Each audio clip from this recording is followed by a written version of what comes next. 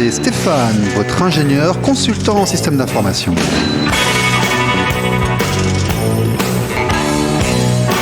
Bonjour, c'est RLP Business.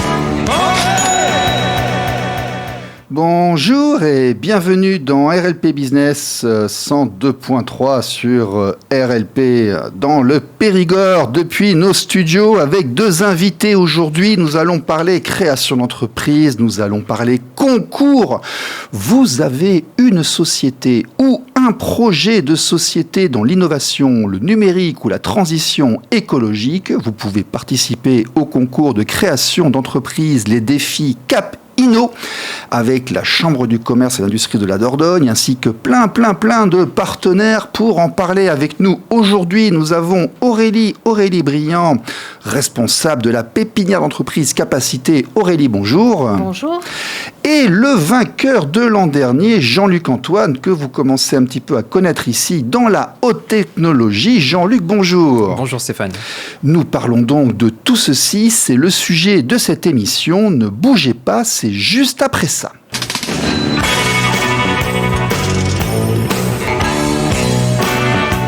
L'invité de la semaine. Le Grand Périgueux et ses partenaires, nous allons tous les citer aujourd'hui. D'ailleurs, nous ne pourrions rien faire sans eux. Aurélie Briand, pépinière Capacité, concours national de création d'entreprise 2026, les défis Cap Inno. Expliquez-nous un petit peu de quoi s'agit-il. Alors, il s'agit d'un concours à la création d'entreprise. Il a été créé déjà il y a 2 ans. L'idée, c'est d'avoir une édition tous les 2 ans sur ce concours de création d'entreprise, avec à la clé des lots pour pouvoir créer son entreprise dans les meilleures conditions. Donc, c'est le Grand Périgueux, avec sa pépinière d'entreprise Capacité, qui a décidé de créer ce concours. Vous avez des partenaires qui sont associés, tels que la Chambre de commerce et d'industrie, la Chambre des métiers, Initiative Périgord, on a Périgord Développement également, l'ADI Nouvelle-Aquitaine, France Travail, Digital Valley, l'incubateur H24, French Tech, et on a également Territoire d'industrie qui est présent dans les partenaires du concours. Il y a tout le monde en fait. Il y a tous les partenaires à la création d'entreprise. L'idée, c'est d'avoir vraiment de rassembler tous les acteurs qui gravitent autour de la création d'entreprise et les faire intervenir lors de ce concours. D'accord, ce n'est pas la première édition du concours. Il me semble d'ailleurs que des éditions précédentes. C'est la numéro... C'est la 2e édition. C'est la 2e édition. Voilà. Et nous avons dans le Périgord le vainqueur de l'édition numéro 1, Jean-Luc Antoine, Saïsi Show. Messagerie, sécurité, haute technologie. Exactement, nous sommes un éditeur de logiciels et nous avons gagné le prix Innovation Transition écologique lors de la première édition grâce à notre produit de protection des biens et des personnes. D'accord. Bon, concrètement, Jean-Luc, tu as gagné il y a 1 an. Ça s'est passé comment? Vas-y, explique aux nouveaux candidats quel est le parcours. Tu as candidaté, tu as été évalué. Quel est le parcours du candidat au concours de création, les défis Cap Inno? Alors, ça commence par une idée, mais cette idée, elle ne vient pas par le concours. Il faut déjà l'avoir mûrie de manière préalable, et ensuite on va devoir la structurer de telle manière à pouvoir la présenter lors du concours. C'est-à-dire que lors du concours, on n'est pas seul, il y a beaucoup de candidats, et bien entendu, comme à tout concours, il faut finir le premier. Et donc il faut se donner les moyens. Ça veut dire qu'il faut travailler le pitch, le contenu, rendre quelque part sexy le projet, et rentrer dans les critères d'évaluation. C'est-à-dire qu'on va évaluer l'aspect numérique, l'aspect innovation, le potentiel de marché, parce que derrière c'est quand même une entreprise qu'on monte. Donc tous ces aspects doivent être préparés pour ensuite, lors du grand jour, avoir le meilleur pitch et sortir devant les autres. Alors en fait, comment ça se passe? On s'inscrit, on remplit un dossier, on communique des éléments. Comment on communique? Comment on explique son dossier? Il y a un oral devant un jury, on donne des brochures marketing. Comment ça se passe? Moi, je vais peut-être répondre à sa place, Aurélie, parce que du coup, il y a eu quelques changements par rapport, expliquez-nous tout. Par rapport à ce qu'avait fait Jean-Luc.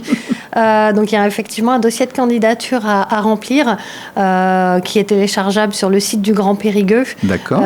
Vous avez donc un dossier de candidature, la partie avec des éléments financiers à remettre également. Donc, business plan, ce genre de choses. Tout ça, voilà. Allégé, puisque c'est un concours, donc on allège et on fait un dossier de candidature plus qu'un business plan. Mais ça revient à peu près à la même chose. Et puis après, donc les partenaires vont se réunir, vont sélectionner 10 candidats maximum parmi tous ceux qui auront pu postuler. D'accord. Et on a un jury final, donc le 24 novembre, qui va se réunir et qui va pouvoir décerner 2 prix. Donc on aura un prix défi Capino et il y aura un prix coup de cœur également qui sera décerné par les entrepreneurs qui sont actuellement dans la pépinière. Donc ça, c'est une nouveauté. L'an dernier, il y a 2 ans, on avait un prix transition écologique et on avait un autre prix numérique qui avait été remporté par l'entreprise Absodia. Vous allez les rencontrer un petit peu ou alors c'est uniquement sur dossier où il y a un grand oral Uniquement sur dossier. Uniquement sur dossier. Uniquement sur dossier. Il y a 2 ans, on leur avait demandé de fournir une vidéo de présentation également. Et cette année, ce sera uniquement sur dossier et on les rencontre un petit peu avant, puisque ceux qu'on aura sélectionnés, on va faire un atelier pitch pour les entraîner au pitch, justement. D'accord. Et après, donc, il y aura le pitch parlé. Pitch parlé. D'accord. Tout à fait. Ok. Le pitch, ça veut dire on vient, on se présente, on parle de soi. Et de son entreprise. Et de son projet. Ouais. Donc il faut être un petit peu habité, il faut un petit peu le vivre. C'est ça. Ça s'apprend aussi. C'est ça. Ça se porte. C'est ce dont parlait Jean-Luc, effectivement, toute la préparation au pitch qu'il a pu. Donc cette année, non. Cette année, que dossier.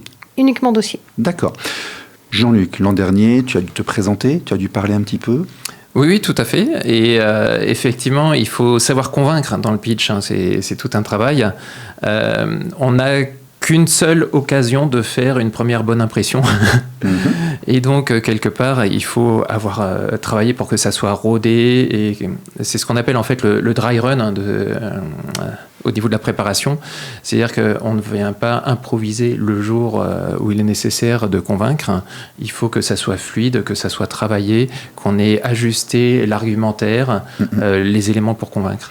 Donc toi qui as effectivement un peu d'expérience de par ton parcours préliminaire, hein, je rappelle que tu étais à Capgemini, etc. Vu qu'aujourd'hui ils vont devoir fournir un dossier, qu'est-ce que tu dis aux candidats je suppose que tu connais un peu de l'intérieur, tu sais aussi qu'il y a 2 prix, donc tu feras partie des votants pour le 2e prix. Tout à fait. Vous allez, messieurs, dames, vous avez créé un projet, vous allez monter un projet là pour bien mettre en avant vos chances. Qu'est-ce que tu leur suggères ? Alors, premier élément, c'est que ça soit compréhensible. C'est-à-dire que si jamais c'est un projet qui est sur une niche très particulière, tout le monde n'est pas au courant à la fois des termes correspondant au métier de cette niche. Donc une explication grand public. Ni des besoins de cette niche. D'accord. Donc il faut vraiment rendre compréhensible. Le deuxième point, il ne faut pas rentrer dans la technique. Il faut rentrer dans la valeur, c'est-à-dire démontrer la valeur du projet plutôt que l'aspect technique et sa difficulté. Au contraire, même si c'est très technique, il faut le montrer comme étant quelque chose d'évident. Ouais, c'est une vision business dont on parle là. Hein. Donc on parle de rentabilité, on parle de survie, exactement. On répond à un besoin, on est capable de se substanter. Donc on va parler effectivement entrepreneuriat. Voilà. Exactement. Et puis, il faut savoir adapter son discours à son interlocuteur. Et là, quelque part, l'exercice, c'est comme si notre interlocuteur était un client. Il faut réussir à le convaincre, à lui vendre l'idée, le projet, pas lui vendre un produit.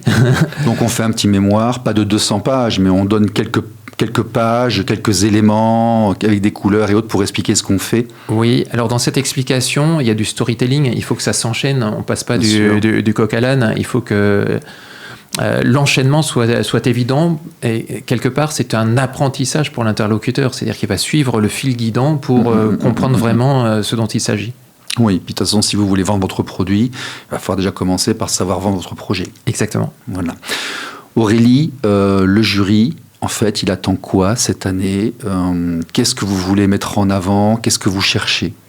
On va chercher des entrepreneurs ou des personnes qui ont un projet d'entreprise, qui ont un projet suffisamment avancé, c'est-à-dire qu'ils ne sont pas juste au stade de l'idée, mais le projet est assez avancé.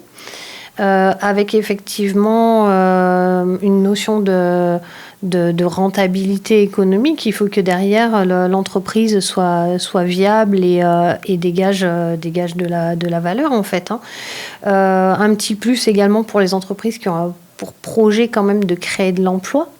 Ça va être dans les critères principaux et après dans les thématiques que l'on a citées tout à l'heure, donc qui soient soit dans l'innovation, soit dans le numérique ou soit dans la transition écologique. D'accord. L'an dernier, quel type de candidats vous avez eu? Quels ont été les dossiers qui sont venus? Bon, on sait que c'est Jean-Luc qui a gagné, mais il y avait d'autres projets aussi qui étaient présents, qui méritaient qu'on s'en souvienne un petit peu, peut-être? Tout à fait. Donc, on a Jean-Luc qui a gagné un des 2 prix. L'autre prix a été remporté par Absodia, donc, qui est une agence de référencement web et développement de serveurs avec l'intelligence artificielle. Donc, ils font des MLM, tout ça? Alors là, c'est un peu trop technique. Ok, d'accord. Ils font l'intelligence artificielle et ils font... Voilà. C'est le web agency d'aujourd'hui, on va dire. Voilà. Donc, on a eu 2 lauréats. Il y avait d'autres dossiers, effectivement. Il y avait des personnes qui avaient développé des produits plutôt technologiques. Il y avait d'autres personnes qui avaient développé des applications, soit dédiées à l'enfance. On avait également un projet qui était sur tout ce qui était communication, agence de communication. Voilà, les projets étaient assez variés. On a eu 8 dossiers et on a retenu 2 candidats. D'accord. 2 lauréats. Alors, en fait, un concours pour qui, écoutez, on vient de le dire. Maintenant, on va parler des prix, de la dotation. Tout à fait. Si on va à un concours, c'est parce qu'il y a des choses à gagner. C'est ça. Alors, qu'est-ce qu'on gagne? Déjà, on gagne 2 000 € en numéraire par lauréat. Par lauréat, donc voilà. Les 2. Okay. Voilà. Chaque lauréat va recevoir 2 000 € du Grand Périgueux. D'accord. Donc, c'est le Grand Périgueux qui finance le concours. Également 1 an d'hébergement dans la pépinière d'entreprise Capacité. Donc chez vous. Donc chez nous. Bon, j'y suis allé, il y a des petits bureaux, il y a surtout des services associés, aide à la communication, aide au business plan, accompagnement du chef d'entreprise au développement de l'entreprise. Voilà, ce qu'on appelle une pépinière. Une pépinière, on met une graine, on la fait pousser. C'est ça. C'est l'environnement qu'il y a là-bas. On aide au développement de l'entreprise. Il y a de l'espace coworking également dans cet endroit-là. L'idée, c'est que ce soit un endroit où il y ait de la vie, où les entrepreneurs se retrouvent et qui puissent effectivement échanger. Parfois, on est un peu seul. On est chez soi, là, on tombe devant l'ordinateur la nuit. C'est bien d'aller se confronter à d'autres personnes qui, eux aussi, ont une vision. Qui ont bien souvent les mêmes problématiques. Parce que produire, créer, c'est pas forcément vendre. C'est ça. Donc, il faut aussi toute la logistique à la côté. Oui, tout à fait. D'accord. Donc, il y a un an d'hébergement dans la pépinière. Également un an d'accompagnement, puisque l'accompagnement va avec cet hébergement-là. Et ensuite, une adhésion qui est offerte pour certains réseaux, donc, qui sont la French Tech Périgord, qui est un réseau dédié plutôt à l'innovation et à la tech. Un an d'adhésion également à Digital Valley, qui est une association pour aider à la transformation numérique des entreprises. Ces 2 associations sont dans les locaux de l'espace Aliénor, donc juste à côté de la pépinière d'entreprise. L'idée, c'est vraiment de créer un écosystème autour de l'innovation. Il y a un couloir entre les deux, on passe de l'un à l'autre. C'est ça. Et après, c'est de la mise en visibilité également, avec les participations au Club des ambassadeurs du Périgord, de Périgord Développement. Donc là, c'est de la visibilité et de la mise en réseau des entrepreneurs. Donc en fait, 2 000 € en cash, plus de 4 000 en valeur de dotation en total, en équivalence, de la communication, de l'accompagnement. C'est ça. Okay, la mise en avant, effectivement, le fait de... Donc on cherche vraiment des espoirs, là. C'est vraiment ça qu'on cherche. Tout à fait. Des pépites. Bien sûr, pour une pépinière. C'est ça. D'accord. C'est exactement ça. Okidoki. Jean-Luc, l'an dernier, tu as gagné. En fait, ça t'a apporté quoi? Raconte-nous de l'extérieur, là. Tu arrives, la pépinière, tout ça, ça fait quoi? Qu'est-ce que ça apporte? C'était comment? Alors, en fait, c'est une super opportunité pour démarrer une entreprise, parce qu'on arrive, comme le disait Aurélie, dans un écosystème. Donc, il y a tous les acteurs, finalement, du numérique, de la tech, du Périgord, qui sont présents dans les locaux. Et ça ouvre des réseaux de relations. C'est-à-dire qu'en discutant avec les uns et les autres, Ils vont donc comprendre effectivement notre projet, mais également nous faciliter la mise en relation avec les interlocuteurs susceptibles d'être intéressés par ce projet. Parce qu'il y a du joli monde là-bas, je veux dire, tous les gens du coin, un jour ou l'autre, ils y passent pour discuter, donc oui, ça se passe là-bas, quoi. Exactement. Et quand on démarre une entreprise, ce qu'on n'a pas, c'est justement ces réseaux de relations. Donc ça ouvre énormément de portes. Ça permet également d'accéder à des soirées networking, les soirées French Tech et autres, qui vont ainsi élargir les opportunités de connaître des partenaires, des clients, et surtout de se faire connaître. Et également, on n'en a pas parlé, le côté presse. C'est-à-dire qu'on obtient de la visibilité médiatique dans les Dordogne Libre, les Sud-Ouest, La Vie Éco, etc. Et ils t'ont souhaité ton anniversaire, il me semble d'ailleurs. Exactement, exactement. Et nous, je ne sais pas si on se serait rencontrés finalement s'il n'y avait pas eu capacité. Donc effectivement, ça ouvre des portes pour rencontrer les gens. Et une entreprise qui démarre a besoin de visibilité. Et donc ça, c'est une réelle opportunité. Si jamais j'avais eu une expérience hors de la pépinière, donc davantage en solo, ça aurait été beaucoup plus difficile pour obtenir cette visibilité. D'accord. Donc plus long peut-être. Oui. Et puis pas du tout avec les mêmes acteurs. Là, finalement, ça ouvre les portes des institutions. Donc ça, c'est très intéressant. De même, en termes logistiques, c'est très intéressant d'arriver dans des bureaux qui sont opérationnels. Et puis c'est beau, c'est propre, c'est tout neuf. Oui, exactement. Et ces ça bureaux... a été quand ça a ouvert il y a 2 ans. Mais bon. Et ces bureaux sont équipés de salles de réunion, etc. Donc quand on doit recevoir des partenaires ou des clients, on réserve une salle et là, on est crédible plutôt que si jamais on avait, entre guillemets, travaillé chez soi, ça aurait été plus compliqué pour la crédibilité. Donc il y a tout ce côté infrastructure. Ensuite, il y a le côté pépinière qui fait grossir, grandir, qui est l'accompagnement. Tu l'as senti, toi ? Pourtant, on en parlera après, mais tu as une expérience personnelle auparavant. Oui, mais c'est bien cadencé avec les acteurs, justement, dans les institutions, la CCI, par exemple, qui nous permet d'identifier les difficultés et de prendre les leviers locaux par rapport à ces difficultés. Par exemple, si jamais on a des difficultés de communication, alors on va prendre contact avec RLP pour obtenir une opportunité d'avoir une discussion sur notre sujet. C'est un exemple, mais dans le principe, ça reste vrai, c'est-à-dire que les différents acteurs ont différents leviers qu'on va pouvoir activer au bon moment selon l'évolution de l'entreprise. Si on fait un lancement produit, eh bien, on va pouvoir organiser ça et ainsi de suite. D'accord. Aurélie Briand, Pépinière Capacité. On s'était rencontrés il y a 3 ans lors de l'ouverture, me semble-t-il, lors de l'inauguration. Maintenant, vous avez 3 ans de recul. Vous hébergez, je crois, en permanence, vous avez entre 5 et 8 sociétés en permanence, je crois, dans votre pépinière. Au bout de 3 ans, qu'est-ce qu'on peut dire sur Capacité ? Est-ce que vous avez rempli vos objectifs ? Est-ce que les gens qui sont chez vous ont pu s'envoler, ont été remplacés par d'autres ? Qu'est-ce qui s'est passé en 3 ans depuis qu'on vous a vu ? Alors 3 ans, c'est depuis qu'on est à l'Espace Aliénor, mais la pépinière d'entreprise existe depuis 2009. D'accord. Voilà, donc on était à Créa-Vallée avant. Donc on a également accompagné pas mal d'entrepreneurs à Créa-Vallée. En fait, c'était simplement un changement de locaux, un déplacement.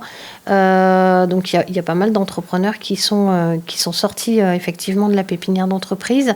On a des belles entreprises comme Dreamtronic qui réalisent des tables de jeux tactiles que vous pouvez trouver dans certains fast-food, qui s'est très bien développé. Et qui envisage les USA, si je ne me trompe pas d'ailleurs. Tout à fait. Il est musicien, le monsieur, il a fait des choses. Alors je ne sais pas s'il est musicien, mais effectivement, il envisage les USA, Canada, voilà. D'accord. Effectivement. Donc on a quelques jolies pépites qui sont passées par la pépinière. On a l'entreprise Cubner aussi, qui à un moment donné est venue dans la pépinière. On a Crescendo Conseil, qui est un bureau d'études également, qui se développe bien. Voilà, c'en est quelques-uns qui me viennent à l'esprit comme ça, mais il y en a plein d'autres que je ne cite pas. Dans les entrepreneurs de la pépinière, effectivement, les entrepreneurs de la pépinière restent 3 ans. Donc là, on est dans la phase où ceux qui sont arrivés au début, quand on a recréé la pépinière à l'Espace Aliénor, commencent à ressortir sortir de la pépinière. Ils se sont renforcés en 3 ans, vous le voyez, ça a bien fonctionné. Oui, tout à fait. Et 3 ans, c'est un cap pour une société. 3 ans, c'est un cap pour une société. C'est pour ça que dans les pépinières d'entreprise, il reste 3 ans pour les aider au développement pendant les 3 premières années d'activité, parce que c'est les 3 premières années qui sont les plus difficiles. La 3e, très souvent. Statistiquement, c'est celle-là qui est un cap. C'est ça. C'est, au bout de la 3e, on se décide est-ce qu'on continue ou est-ce qu'on arrête. Donc, et c'est vrai qu'en pépinière d'entreprise, il y a plus de chances de succès que pour les entrepreneurs qui se développent tout seuls. Une entreprise qui est sortie, qui est passée par une pépinière a à peu près 80% de chances de réussite. Une entreprise qui se développe sans aucune aide a entre 50 et 60% de chances de réussite. Donc on a des entreprises qui se développent et qui commencent à quitter la pépinière, puisque au bout de 3 ans, on quitte la pépinière et on va s'installer dans ses propres locaux. Donc on a des entreprises effectivement qui commencent à partir de la pépinière. Puis vous ne les mettez pas dehors, vous les accompagnez bien aussi sûr. À trouver des locaux. Et puis il y a plein de dispositifs pour trouver des locaux, pour trouver des solutions en fonction de votre profil et autres. Voilà. Bon. L'idée, c'est de les intégrer dans la pépinière, les accompagner au développement et les accompagner à sortir de la pépinière aussi.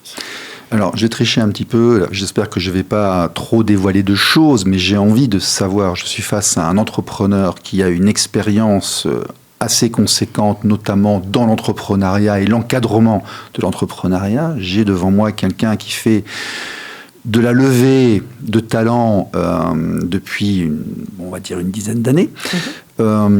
Qu'est-ce qui manque aujourd'hui à notre écosystème? Quelles sont premières Vous aimeriez voir quel type de société arriver demain? Qu'est-ce qui manque en Dordogne? De quoi est-ce que la société a besoin? Et où est le marché?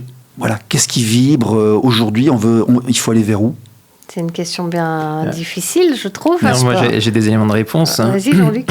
Je pense qu'il faut faire le shift numérique parce que le secteur du numérique n'a aucune raison d'être cantonné à l'Île-de-France et centralisé. On n'a aucune contrainte pour faire du numérique en région. On a des talents en région. Par contre, on n'a pas la communication autour. C'est-à-dire que même si on a des super entreprises dans le secteur en Dordogne, on ne communique pas assez dessus. Faisons Périgord Police comme Sophia Antipolis à Montpellier. Faisons-le. Exactement. Voilà. Et donc, l'image qui reste de notre région reste une image historique sur le bien vivre en Dordogne, la gastronomie, le tourisme, etc. Être tranquille. Alors qu'on a des entreprises d'exception, même des industriels d'exception. Et ce périmètre de communication étant absent, n'attire pas d'autres entreprises et tout un écosystème dans le même secteur parce qu'on n'en parle pas. On en a parlé tous les deux il y a un mois. Est-ce que, en fait, se lancer dans le numérique aujourd'hui, en 2026, n'est pas un petit peu dangereux parce que l'automatisation, l'IA, fera que dans quelques années, elle se fera sans nous, cette automatisation. Je connais ta réponse, mais c'est un bon moyen de la relancer. C'est pas dangereux, c'est nécessaire. C'est-à-dire que si on reste à côté, l'IA et le numérique avancent, et là, on aura un retard. Aujourd'hui, en Dordogne, on n'a pas ce retard. On a des entreprises existantes, des PME qui font le shift vers le numérique, puis le shift vers l'IA. Ça se passe bien.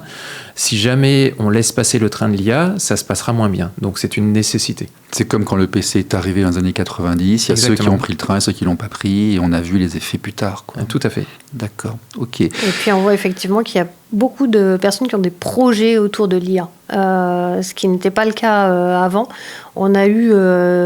En fait, ça vient un peu par vague, les projets. Il y a eu la vague bien-être, il y a eu à un moment donné la vague tout ce qui tournait autour de la communication, et en ce moment, on est plutôt tourné effectivement vers l'IA. Oui, mais on est tourné aussi vers, si je regarde mes sources et ce que je regarde sur Internet, dans ce qui traîne, ce qui vibre un petit peu, on est aussi sur des projets qui ont des durées des cycles de vie beaucoup plus limités. C'est-à-dire qu'ils lèvent les fonds plus rapidement, ils se développent plus rapidement et ils crachent plus rapidement. Il y a une accélération aussi de ça qu'on voit sur... Ça, c'est davantage vrai aux États-Unis. En France, je regarde en anglais. Ouais, c'est vrai. En France, on a toujours les difficultés des levées de fonds et elles sont tardives, c'est-à-dire qu'on a des cycles qui sont très lents. Ce n'est pas parce qu'on crée son entreprise qu'on va subitement faire une levée de fonds, sauf si on s'appelle Mistral. Mais là, on est sur un autre ordre de grandeur. On est quand même sur des cycles lents, des cycles itératifs où il faut convaincre énormément d'acteurs. et presque un procédé administratif aussi. Donc on n'a pas la célérité qu'il y a aux États-Unis, et il n'y a pas non plus le même niveau d'investissement qu'il y a à l'étranger. Donc on est vraiment sur un modèle classique en France. Tout à fait. On a aussi un vieillissement de la population qui va nécessiter, j'en entends parler, à droite et à gauche, un accompagnement et autres, etc. Et ce sont des gens qui, eux, ne sont pas forcément dans le numérique, d'ailleurs. Non, et il y a tout le périmètre de reprise d'entreprise, etc. Mais ça n'intervient pas dans le cadre d'une pépinière. La pépinière, on est vraiment sur la création d'entreprises et de nouveaux projets. D'accord, ok. Bon, écoutez, on va aussi parler de l'implication des acteurs locaux, parce qu'on va les reciter. Donc on a dit le Grand Périgueux, la CCI, la Chambre des métiers de l'artisanat Nouvelle-Aquitaine, Initiative Périgord, Périgord Développement, l'Agence de développement et d'innovation Nouvelle-Aquitaine ADIENA, France Travail, Digital Valley, l'incubateur H24, la French Tech Périgord, Territoire Industrie, Capacité. Ça fait quand même bien du monde. Comment ces gens, en fait, sont venus s'impliquer et porter... Ils font partie du jury ? Ils font partie du jury. En fait, la pépinière Capacité a décidé de créer ce concours. D'accord. La pépinière Capacité a été créée par le Grand Périgueux. Donc, forcément, le Grand Périgueux est intégré. Ça donne une dimension supplémentaire au concours. C'est pas un concours Capacité, c'est vraiment un concours local de la région avec tout le monde. Oui. Et on est allé rencontrer chaque partenaire pour leur proposer effectivement de rentrer dans le concours et de s'impliquer dans le concours, à la fois pour sélectionner les dossiers, à la fois pour être membre du jury, mais également pour la suite continuer l'accompagnement des entrepreneurs. Donc, puisque l'idée c'est toujours... Ça c'est important aussi. L'idée c'est toujours de pouvoir avoir un lien avec ces entrepreneurs-là, ne pas... en fait, c'est pas juste gagner un concours, c'est après... pouvoir bien développer son entreprise et être appuyé dans tous les dispositifs de ses partenaires aussi. Être appuyé par tous les partenaires. Bon. Que ce soit à un moment donné s'ils recherchent des subventions, s'ils ont besoin de prêts d'honneur, s'ils ont besoin d'accompagnement au développement, s'ils ont besoin de recruter également, puisqu'on a toute cette partie-là dans les partenaires, s'ils ont des questions autour du numérique ou de la tech, la mise en réseau. Voilà, l'idée c'est vraiment qu'il y ait tous les acteurs qui puissent mobiliser pour leur projet en fait. Bon, puis c'est aussi un pied à l'étrier. Moi, je me souviens, dans mes grandes années, j'étais dans un local de coworking où on avait chacun nos salles pour travailler, mais il y avait une personne à l'accueil avec les fauteuils, la secrétaire, les pots de fleurs, tout ça. Et très clairement, on monte d'un cran, on passe un cap, et ça apporte au niveau relationnel, au niveau image, au niveau crédibilité, ça apporte beaucoup de choses. C'est ça. D'accord. Bien. Écoutez, à vos dossiers. Alors, les dossiers, on les envoie comment ? Par email, par courrier ? On vient vous voir ? Comment ça se passe ? Alors, on les récupère sur le site du Grand Périgueux. Il y a une page dédiée au concours. Donc, vous cherchez les défis Capino et vous allez les trouver rapidement. Alors, CAP'-INNO. Voilà. Vous téléchargez le dossier et ensuite, vous les renvoyez par mail à pépinière.capacité@grandpérigueux.fr, mais le mail est de toute façon écrit dans le dossier de candidature et vous avez tous les éléments dans le dossier de candidature qu'il faut nous renvoyer. Ok, au niveau timing, délai, calendrier. Alors là, en fait, on est sur une pré-annonce du concours, c'est-à-dire que le concours est réellement ouvert au 15 septembre. Ouais. Et vous avez jusqu'au 30 octobre pour déposer votre dossier. L'idée, c'était de vous en parler avant pour que vous ayez le temps pendant l'été d'y réfléchir, de monter le dossier et de pouvoir nous le renvoyer avant le 30 octobre. Et si vous entendez ce podcast en octobre, vous avez jusqu'au 30 pour faire vos démarches administratives pour ce dossier. Jean-Luc, merci beaucoup. Merci Stéphane. Peut-être à la rentrée pour une nouvelle information, une nouvelle émission Techno-IA, on verra ça. On va devenir consultant spécial technologie avec Nicolas. Aurélie, merci beaucoup. Merci de nous avoir invités. Oui, si vous avez pareil des gens qui méritent, qui veulent prendre un petit peu la parole, vous nous les envoyez, seront la bienvenue sur RLP. À tous les auditeurs, la suite des programmes sur RLP. À bientôt.